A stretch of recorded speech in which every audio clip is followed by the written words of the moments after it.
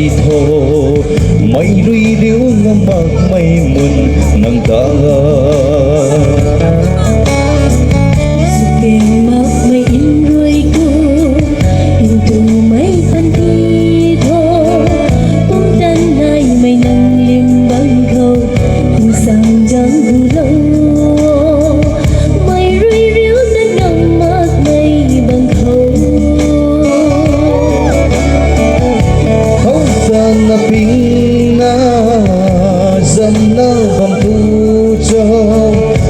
Quan khâu bờ mây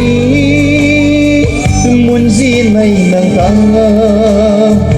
mây rồi hâu mà quỳ bầm khâu rồi lâu gắn đi thế cắt xe căng tay cùng mây cả bầm gái mây bầm khâu